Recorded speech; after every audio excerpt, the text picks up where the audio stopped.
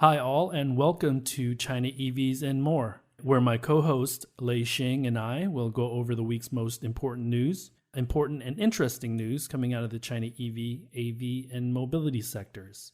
We will open the room up at around the 40-minute mark to anyone who's keen to ask us any questions. We have one rule. We appreciate vigorous debate, but let's all be considerate and respectful to each other. What Lei and I discuss today is based on our opinions and should not be taken as investment advice. Even if it sounds like investment advice, it isn't. We encourage those who enjoy this room to please connect with us on LinkedIn, follow us on Twitter, get the word out to your friends, and of course, tune in again next week. My name is Tu Li, and I am the Managing Director at Sino Auto Insights, a Beijing-based consultancy that helps organizations bring innovative and tech-focused products and services to the transportation and mobility sectors. I write a free weekly newsletter that we pull many of our discussion topics from. You can sign up for it at sinoautoinsights.com, which of course I encourage you all to do. Lei, can you please introduce yourself? Yes, sir. Good evening from my side. My name is Lei Xing, and I am the former chief editor of China Auto Review, which published newsletters and the only tabloid magazine in English, focused exclusively on the Chinese auto market. I've spent pretty much the last 20 years on the ground in China, covering the industry. I'm now in the U.S. as an independent analyst consultant, still trying to keep tabs on the rapidly evolving market. And what we're doing, between you and me is actually helping me and you as well to keep tabs, right? Yes, for sure. This is our 30th episode, so yeah. Wow. It's been almost 7 months since Has it been 7? Yeah, since we started this back in mid-February. So it's almost 7 months. So yeah. And this week we're talking surprising and shocking, wink wink, delivery numbers from China's Big 5 smart EV startups. And Li Auto's Q2... And the Big 5 changes every month, right? The Big 5 changes every month. Yeah. So, and we tie in, I guess, Li Auto's Q2 earnings into the delivery numbers a bit. And some takeaways from the recent Chengdu Motor show. And if we have time, maybe we touch a bit on the Lotus Tech Geely Neo Capital announcement a couple of days ago, as well as Xiaomi EV's corporate registration that took place yesterday. So I don't know about you two, but it's the first or the second. It's early in the month, and it's always my favorite time because we get to talk about the delivery numbers. And it's been kind of like a Russian roulette, right? You can sort of guess, what's going to happen with Neo? What's going to happen with Li Auto? What's going to happen with these other ones? And again, it was, surprise, but not so surprising, right? And remember that August represents the official end of summer. The automakers, all of them, EV startups, legacies, they look at their numbers based on their initial forecast for the beginning of the year, and say, holy cow, or the other side of the coin is, my God, we're doing well. So there's a handful of legacy automakers that aren't doing very well, that should be doing better. And then there's these EV startups that are basically going back and forth between leadership roles in sales. So, September through December is going to be a scramble to try to meet your year-end numbers. So let's just start with the numbers. Maybe Li Auto. Yeah, I mean, we don't actually have to get into the actual numbers per se, but I mean, for August, the top 5 was Li Auto, XPeng, Neta, and Neo dropped to number 4, and Leap Motor in the usual number 5 spot. So the big shocker was obviously Neo, second consecutive month-on-month decline, and a rather shocking, less than 6,000 delivered. In comparison to Li Auto, which was closing in on 10,000. A quick reminder, Lei. A quick reminder. Neo was at 8,000 in June. They were flat for July. So going from almost 8,000 to less than 6,000, that's pretty significant drop. It's a quarter, a 25% drop month on month. And especially considering Li Auto hit another record. After 8,600 in July, they got to 94, over 9,400. So, which is an indication that their May refresh has been pretty well received. Yeah, and so XPeng also had a month-on-month drop, although not as significant as Neo. But you sort of take these top three and you say, hey, if they're all everyone, and not even the smart EV startups, if they're all facing the same chip shortage issue, then one is rather affected more than some others, right, as in the case of Neo. And that's why I said, on Twitter that not all chip shortage are created equal. Because when you have, right, going back to Li Auto's earnings call, when you have the president saying that we don't have a better situation when it comes to chip shortage than our competitors, but the next day they announced another record of deliveries. So it's like, okay. And kind of reaffirmation that they're probably going to hit a 10,000 a month run rate towards the end of this year. So yeah, but based on the Q3 guidance, it looks like none of these three can hit 10,000 in September. Although, we keep talking about this Russian roulette. Nobody knows. Hey, it could be Li Auto could be doing 10K, in September, despite the guidance that they gave.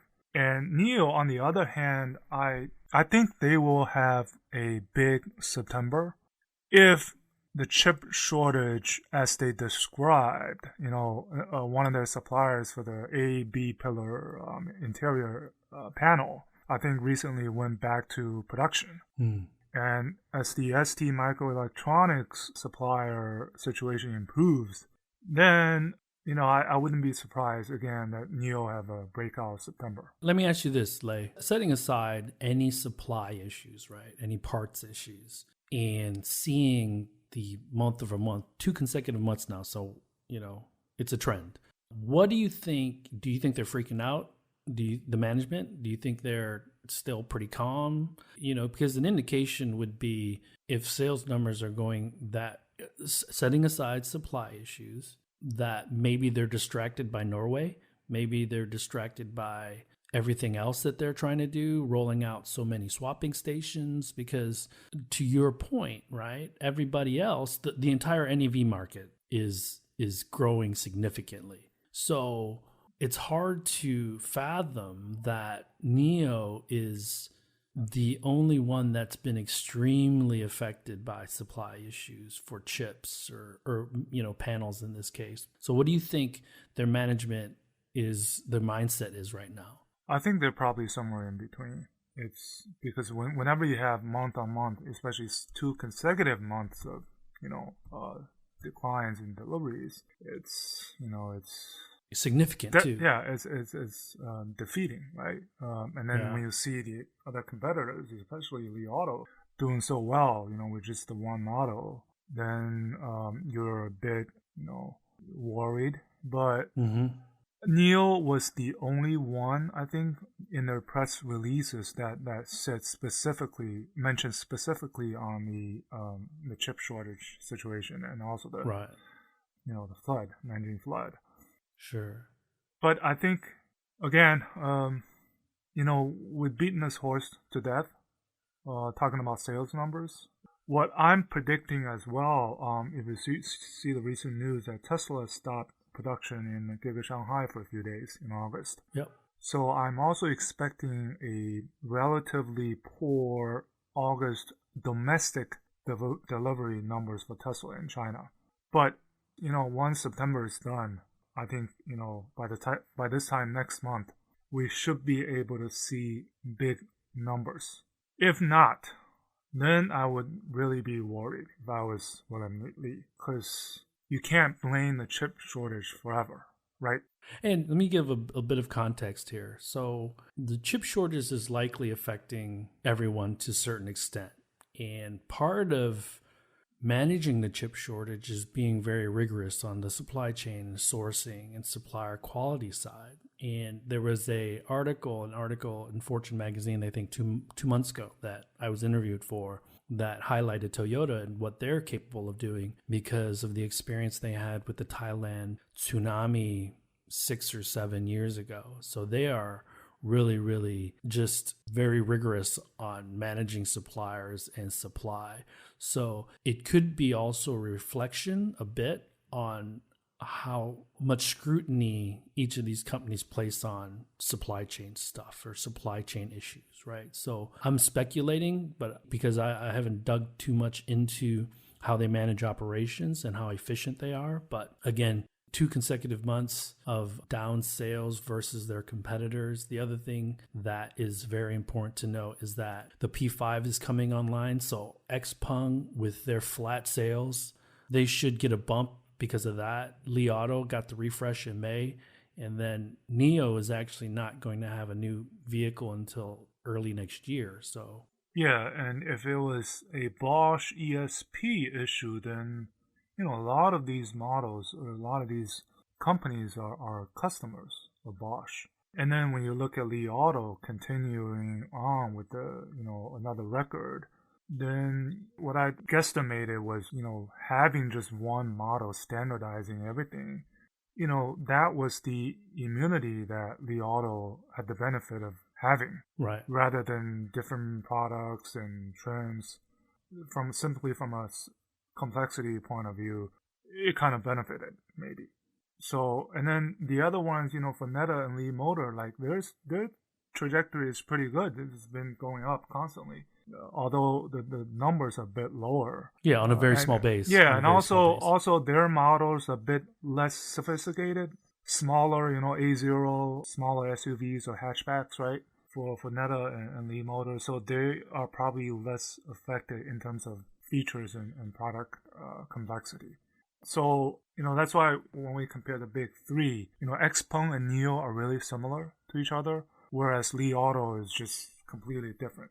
Right. And let me give more context to that complexity at the manufacturing or at the contract manufacturer, however, at the factory. So one color, one additional interior color, one additional exterior color could add 2,000 parts or a couple thousand parts shipping into the factory, which increases complexity substantially, right? So if Li Auto's factory is only building one car and it's all standard where every part goes into every car, then that makes for much simpler manufacturing than a NIO who's effectively building 3 different cars and XPeng who's building 2.5 different cars right now because the P5 hasn't launched yet. So, just adding a color could add complexity to manufacturing. So, and also if you look at this from a global perspective, what GM and Ford announced today in their North American or U.S. markets, right? August for Ford was more than a third drop year on year. And then also, GM halting production again, right? Yep. So I think August, it seems to be, this was a serious problem. But again, it's more serious for some than others. So that's why, we had another shuffle in the rankings. And we have to take GM and Ford and the legacies announcing chip shortages with a grain of salt, right? Because they're probably getting 2-3x the number of parts per month shipped to their factory than Li Auto and NIO are actually manufacturing, right? So GM and Ford probably ordered 10, 20, 30, 40,000 chipsets or Bosch systems for their vehicles per month versus 10,000 units being manufactured at a Li Auto or a NIO per month. So I think orders of magnitude different there when we're talking about chip shortages for legacies versus the EV startups. So and so not as again we cannot yet make much conclusion on these numbers, though you tend to go in a certain way. But my expectation for this time next month when we do our 35th episode is that the top 3, I'm sure Neil will get back to top 3 if all goes as planned, So do you think they're going to have to goose the sales channel a little bit, or do you think it'll just eventually catch up? No, I don't. I mean, they're fast on their first battery swapping stations and all the sales outlets. And remember, all 3 of the top three. They've done their Q2 earnings calls, and basically NIO is spending $5 billion, XPeng is $4 billion, and Li Auto is spending $3 billion this year. So that covers, R&D, network expansion, Right. Right. So I think for this period of time, the near term is to build up for 2023, to tell the truth, and that's what I felt after listening to Li Auto earnings, because Li Auto is even though they only have one model, but by 2023 they'll have another bigger SUV on the EREV X platform, right? And then two new models on the Whale and Shark platform, BEVs, high power charging BEVs.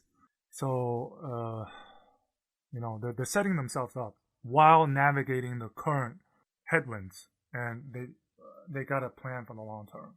So Yeah, I'm actually finding it challenging sometimes because I'm not used to looking quarter to quarter, but it gets kind of addictive just managing and looking at what they're doing in the immediate future as opposed to, okay, does this make sense long term? And so balancing that out. And a couple other things that I wanted to mention. So Neta and Leap Motor in particular, the price points on their vehicles are much lower. Much lower, exactly. Than the big three. And then Neta, I believe, sells a lot of their volume to fleet. So when we're talking the big five and we add Neta and Leap Motor I think sells a $12,000 car or $14,000 car. So impressive, their growth is impressive, but in the context of $25,000 XPeng P5 or P7, it's important to note these price differences. Yeah, and if you actually, if you actually add the August total for the big five and compare it to July, it's not that much less. Well, obviously you had the big jump from Li Auto canceling out sort of NIO, but they're still around 33,000, 34,000, 35,000 a month, and for all of these companies, they're really, they gotta think about what's happening in 2023. Oh yeah, 2022, for sure. 2023, especially for NIO. The business planning team needs to look out even farther, 3, 4, 5 years, look at their competitors, what they're doing, not just on product planning, but also new services, new opportunities to generate revenue. Because before, the traditional automakers just looked at, okay, what's my product plan for 3, 5, 7, 10 years out? What do I anticipate my competitors' product plans being? And then looking at technology trends and saying, okay, how can we make our vehicles competitive? But now we need to look at technology. We need to look at services, capabilities, and things like that. So it's a totally different ballgame from what the legacies are used to, which makes it interesting. So these companies, they reveal their plans, whether it's sales targets, product model plans, way ahead of time than the legacy automakers. How many products are coming out, what platforms, and then it's also because they could just flash software and create a new feature within months, right? Whereas in the past, it would take a refresh, a model year changeover to get most of those features added to the new vehicle. So for Li Auto in particular, I thought once they're doing their own charging, right? 800 volt charging equipment infrastructure, their own platforms for BEVs, high power charging BEVs. And then this recent, right, teaming up with this Xinchen Power is to develop the next generation range extenders with help from BMW. Because BMW authorized, this Xinchen Power on their quite a few series of engines, right, based on the Prince engine. I've never heard of that, but it's called the Prince engine, and it's been doing this for like 10 years already, almost 10 years, and so I thought that was interesting. That I plays. that plays an important role, this range extender in an EREV. Yes. Yeah, so... And we'll get hopefully into the legacies in the next week or in 2 weeks from now from a sales standpoint, because I think one of the other sales numbers or kind of guidance that a lot of people are anticipating are the ID sales. So maybe we can move on, unless you have anything else, Lei, to the Chengdu Motor Show. Yeah, no, the only thing I'll add is really at the end of the Li Auto Q2 earnings, I think the management, they stressed their key 3 competitive edge. I think it's worth mentioning again is one is to solve the range anxiety issue with EREV, which has the range extender. And then just their sole focus is on families. Okay, just families. And then just to focus on, again, autonomous driving solutions and smart cabin, smart cockpit, okay? And another thing I thought was interesting is once, after all these top three were done with the Q2 earnings, they're all expanding their price bands into the 20 or 200 or 150,000 to the 500,000 RMB range. All three. Okay, so you have NIO moving down, you have XPeng moving up, you have Li Auto continue to move up while they're also going to move down. So they're going to cover much more bigger pie of this market, right? So, I mean, 10,000 deliveries a month, it's only a short-term goal. I mean, and Li Auto sort of mentioned their next year, their target is 150,000.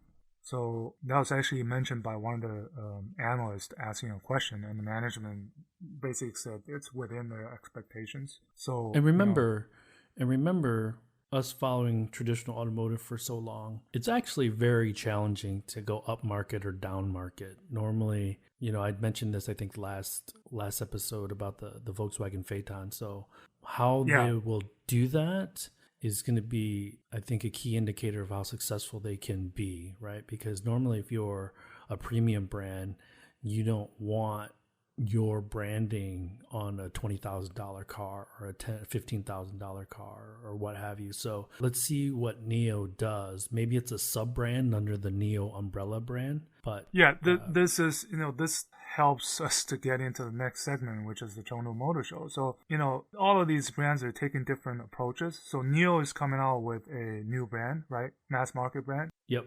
XPeng, on the other hand, they're sticking just with their one XPeng brand.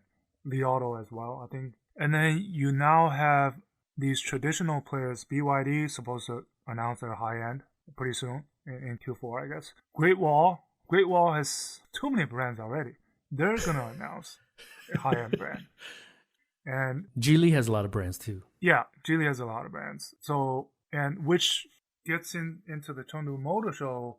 What I wanted to say, one takeaway that I had was, it's a bit of deja vu because, Geely, Chery, many of these players, they had a round of this multi-brand strategy before, back in, like 2009, 2010-ish, and they scrapped it a few years later. And looking at this year's Chengdu Motor Show, it feels like that movement is coming back because... Yes. I saw one interesting summary of the Chengdu Motor Show. It went like this. It was in Chinese, and it went like this. It was Great Wall Motors' many brands, plus 2 MPVs, the Sienna and the Kia Carnival, plus the ID3. That was basically the Chengdu Motor Show. If you think about the headline grabbing or the specific segment worthy news or new models, I thought that was a great summary. Sure. Right? Because there's what? I listed 50 models, new models, but a lot of those were either new variants, you tag on a new name, plus, a model with a new plus name, right? It's becoming popular. But really, I thought, to give everyone maybe a kind of a little small background on Chengdu Motor Show. Chengdu is actually a city with per capita private ownership of cars. It's within the top 3 in China, possibly even ahead of Beijing. And in terms of I didn't know that. Yeah, in terms of vehicle park, it's in the top 3. Beijing is number one. I think Chengdu might be number 2 or 3. Hmm. So, and Chengdu Motor Show is usually held at the end of August, early September. So it's that segue into the so-called, golden September, Yep. silver October, harvesting months, right? Yep. Fall season, change of fall color. season, yeah. So it's an important venue for these automakers to announce new products or launch new products. But in the recent couple of years, I think the last time I attended was, I don't remember, I think it was 2018 or 19. It's becoming a rather more of a supermarket sales show, because on the first media day, you have people going in with their kids, and you have salespeople standing on the booths to to try to sell you cars. But really, just exactly, it was It great sounds like I should have gone, because I've never been. And yeah, you should have checked it out. It's got that Western flavor, hot pot. Chengdu, Sichuan people, they're laid back. They drink tea, they play mahjong. It's So for folks that aren't familiar with Chengdu, it's in Sichuan province, which is famous for its spicy food. Chengdu has actually also become a bit of an IT hub in China. And so there are technology companies that are headquartered, not headquartered, but have significant presence there. They're known for their pandas. And it is one of the better tier 2 cities in China for sure. I think it has none of the pressure of being a large city, but a lot of the liveliness and culture. And so I've been there a couple times with my family to go visit the pandas. And WM has a technical center there, I think. And so, it's definitely, if I was an American, I would say it's like an Austin, Texas, maybe. Like, I don't know. Yeah, sort of. But if we look at it from another perspective, in terms of all the brand origins that were represented at Chengdu Motor Show, I think weakest was definitely American brands. Right? Can you think of anyone that, right? There wasn't, Buick, Chevrolet, Cadillac, they didn't have anything. Yeah, they're in a quiet period. Ford didn't really have anything. Lincoln launched a Corsair PHEV, but that's about it. And Tesla wasn't there. Didn't need to be there. Right.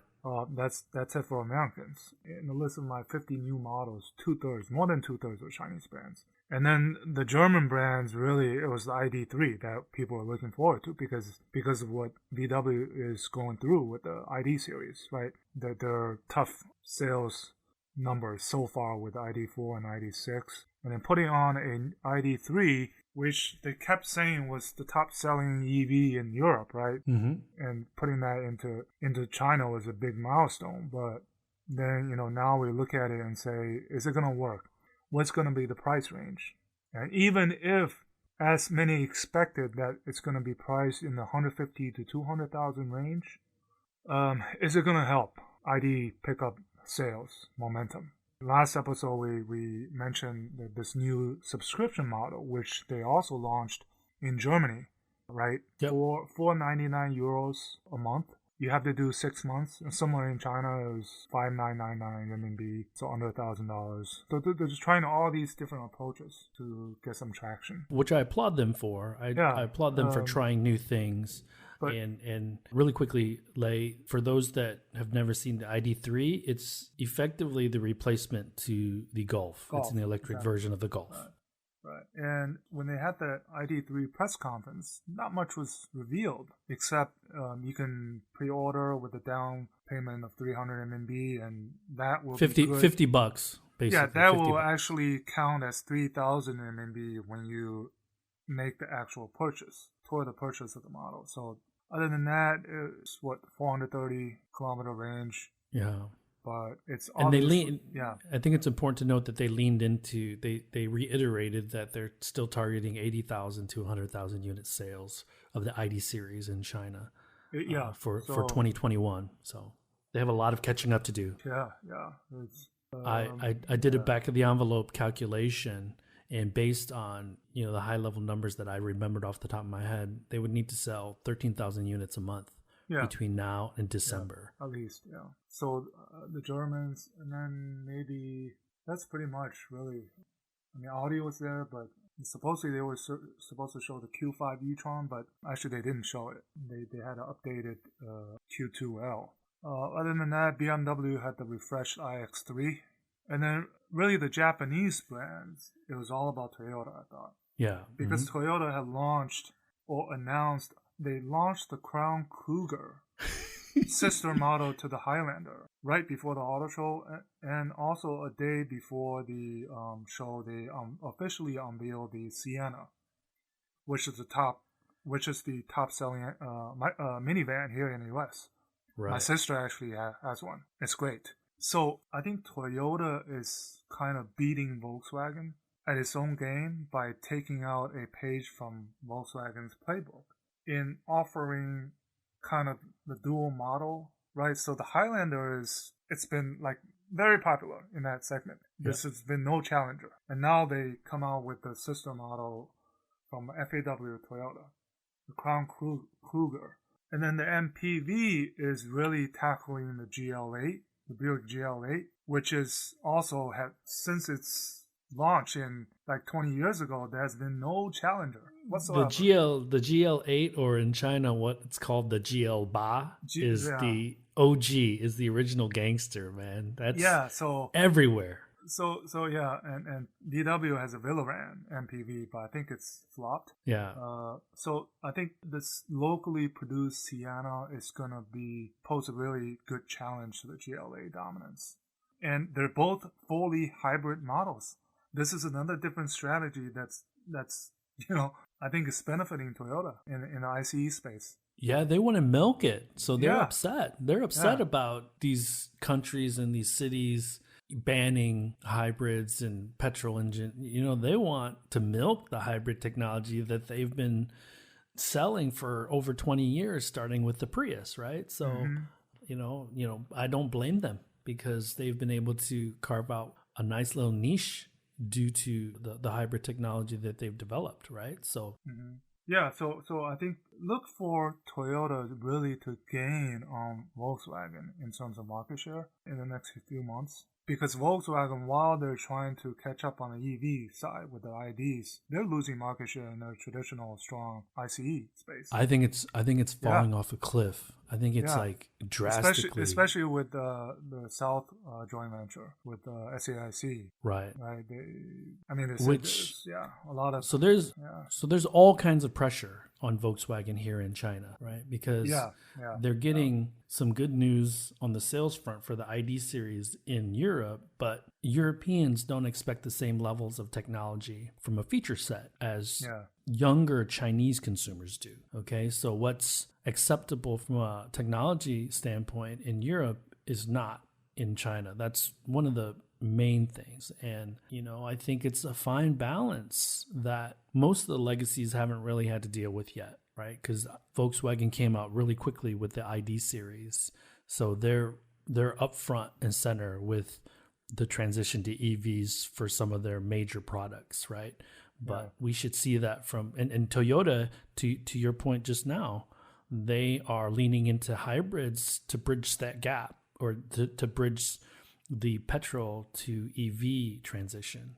So they have a strategy, but guys like GM, who are second or third here, or a second in sales, hopefully they're taking notes and looking at some of the missteps that Volkswagen has gone under, because they have the exact same manufacturing partner too, right? So SAIC and GM are partners. So yeah, so for Volkswagen, I mean, my expectation is if they can do 10,000 a month for IDs, that's success.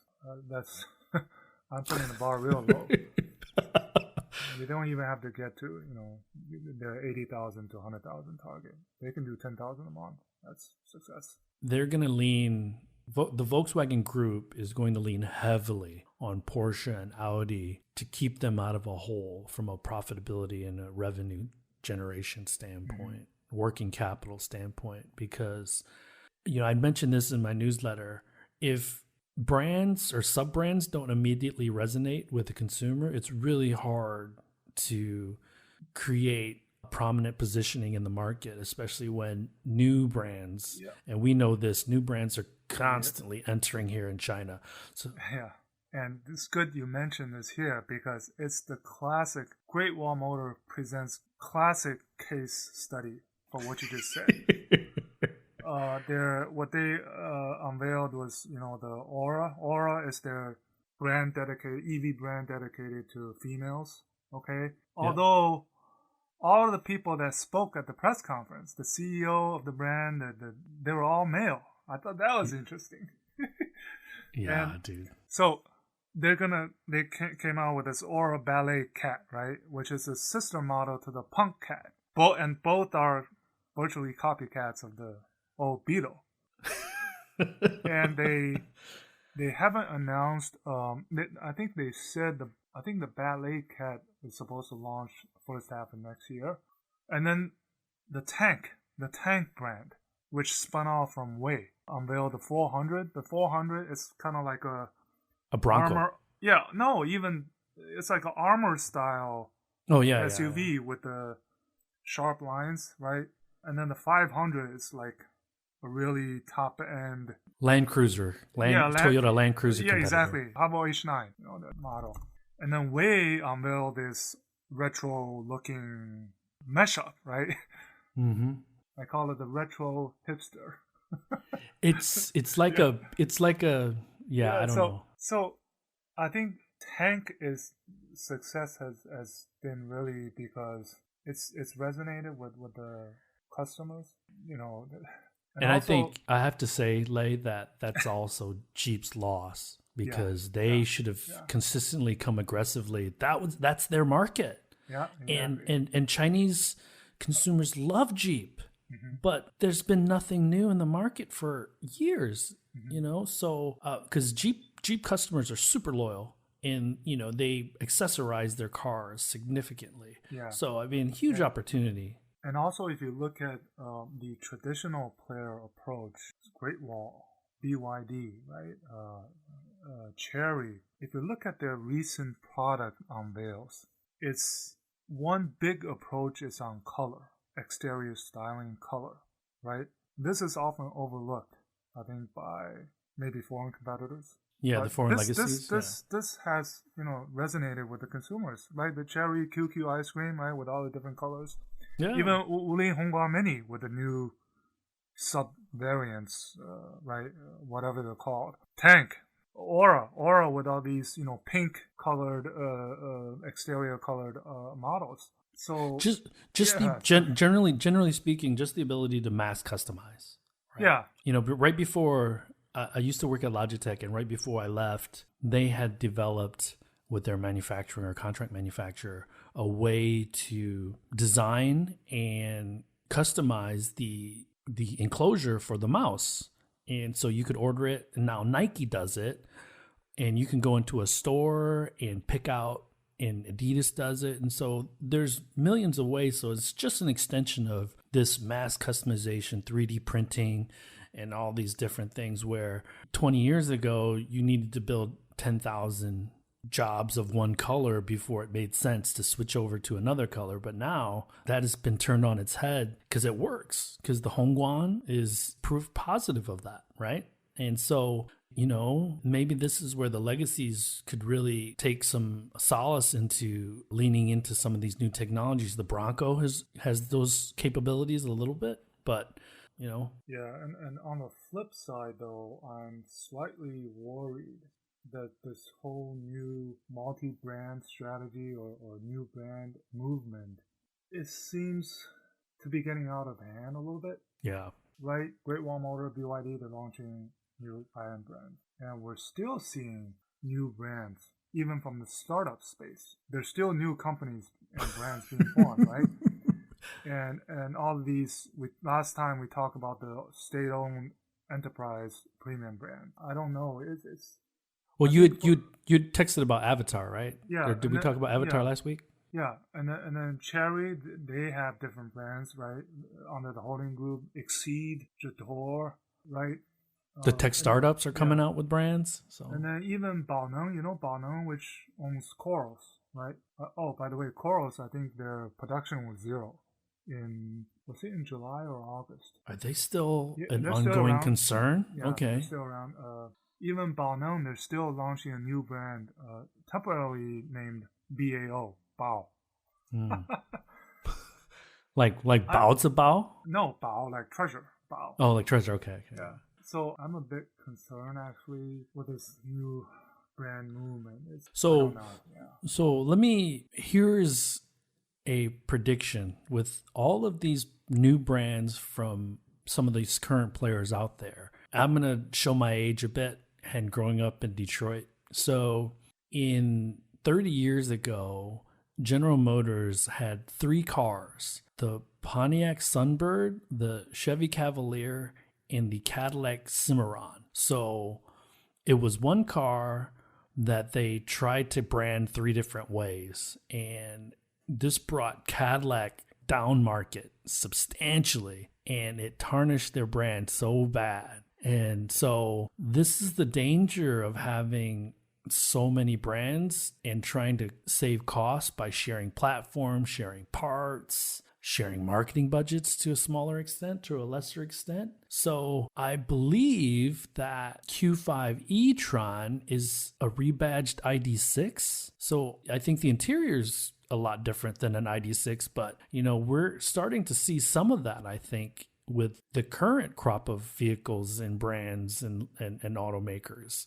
And, really quickly, the Tesla kind of turned this on its head. So in the past, legacies would never sell a $100,000 car with brand X and then sell a $40,000 car with brand X. But Tesla has been successful selling the Model X and S and then going down market to sell the Model 3 and the Model Y. So maybe they could do a bit of more studying to see how and why that worked. But creating new brands, it just siphons off a lot of capital because it takes a lot of money to build awareness, to educate the consumer on these new brands, to find positioning, to acquire customers. And so, it remains to be seen. I think maybe a few of these companies could be successful launching new brands, but it's going to be very challenging and capital draining for most of the other ones. So yeah, there was a point when NIO, XPeng, Li Auto, these companies brands came out. I thought the brand movement was just about over, and now we're seeing another huge wave coming, which I don't quite understand, but. And remember, 5 years ago, the rumor was there was over 400 EV companies that went down because we consistently talk about maybe 15, you and I, in these chats. So, some will succeed because they're going to be backed by SOEs and things like that. But you and I were talking on WeChat, and there's Broaden, there's Innovate. We haven't heard much from either of those two, but they're still alive. Auto. Yeah. So there's a lot of capital being thrown around to try to create and grow brands. So yeah, and speaking of Geely, we can sort of talk about Lotus is what's happened with them. Earlier this week was quite interesting, putting a new global headquarters in Wuhan for the Lotus Tech and a factory. Yeah, so this is about the dreams of 2 people, Eric Lee and William Lee. So that they both surnamed Lee. Because when NIO started, remember they had the EP9, yes, doing all these world records, Nürburgring, yeah. And Li Shufu in the early days of Geely, he had the Beauty Leopard. This is his dream, sports car dream, being realized. So Lotus is kind of the platform. So that, I think that's why, in a way, NIO Capital invested in the Lotus Tech. I think it's just to realize a dream for both Lees. Yeah, that's my take for the event. Lotus Tech still fits under the Lotus Group umbrella, right? Yeah. Okay. But Lotus is owned by Geely. Geely, right? Or 50 something %, and then Malaysian. Malaysian. Yeah, it's complicated. One of the complicated setups that Geely has. So a little bit background on Lotus. Lotus has been a small niche sports car manufacturer for decades. They're British originally, and they've changed hands ownership wise several times over the last 30 or 40 years. GM owned them for a bit, but the cars are designed well. They are known for their handling and small output engines or high output small engines. So how they translate that into an EV brand is going to be very interesting. The high-end Lotus vehicles will still be manufactured in the UK, I believe, but some of their more mass market, lesser priced vehicles will all be manufactured in Wuhan. And there's 150,000 units of capacity once the factory opens up. So they're looking at selling in decent volumes, or they're hopeful to sell in decent volumes. And they've announced 4 different vehicles, right, including an SUV? Yeah, 2 SUVs. So this is for the Porsche folks. This is like Porsche announcing the Cayenne 17 years ago and the Macan, right? Because Lotus is known for being a small niche sports car manufacturer. So I think the traditionalists were probably, holy cow, why were they doing that? But, SUVs are the way to go if you want volume. So we are at 9:30, Lei.